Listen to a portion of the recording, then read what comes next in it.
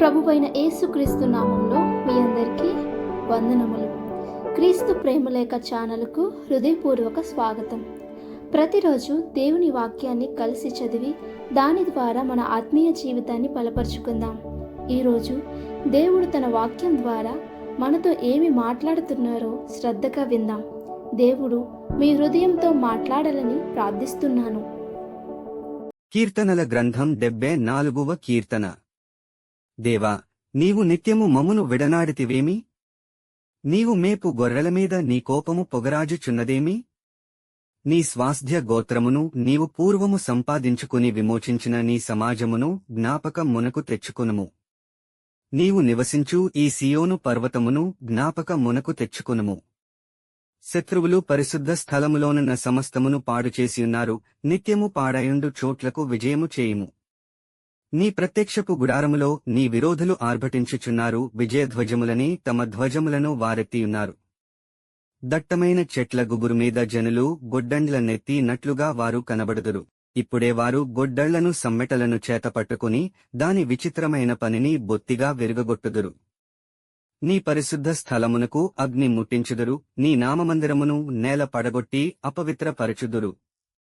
దేవుని మందిరములను బొత్తిగా అణగద్రొక్కుదమనుకుని దేశములోని వాటినన్నిటినీ వారు కాల్చియున్నారు. సూచక క్రియలు మాకు కనబడుటలేదు, ఇకను ప్రవక్తయు లేకపోయెను.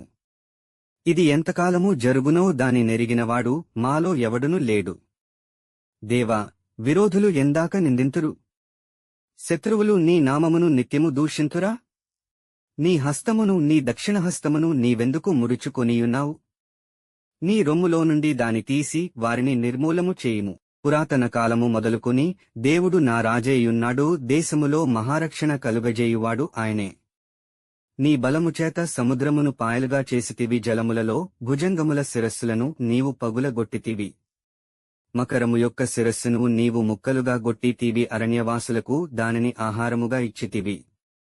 బుగ్గలను నదులను పుట్టించితివి. నిత్యము ప్రవహించు నదులను నీవు ఇంక జేసితివి. పగలు నీదే, రాత్రి నీదే. సూర్యచంద్రులను నీవే నిర్మించితివి. భూమికి సరిహద్దులను నియమించినవాడవు నీవే. వేసవికాలము చలికాలము నీవే కలుగజేసితివి. యెహోవా, శత్రువులు నిన్ను దూషణ చేయుటను అవివేక ప్రజలు నీ నామమును దూషించుటను మనస్సునకు తెచ్చుకొనుము. దుష్టమృగమునకు నీ గువ్వయొక్క ప్రాణము నప్పగింపకుము. శ్రమనొందు నీవారిని నిత్యము మరువకుము. లోకములోనున్న చీకటిగల చోటులు బలాత్కారుల నివాసములతో నిండియున్నవి. కాగా నిబంధనను జ్ఞాపకము చేసుకొనుము. నలిగిన వానిని అవమానముతో వెనుకకు మరల నీయకుము.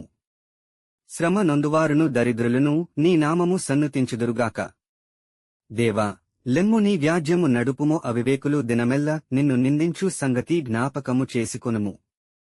నీమీదికి లేచువారి అల్లరి నిత్యము బయలుదేరుచున్నది. నీ విరోధులు చేయు గల్లత్తును మరువకుము. ఈరోజు దేవుని వాక్యం మీ హృదయాన్ని బలపరిచిందని విశ్వసిస్తున్నాను.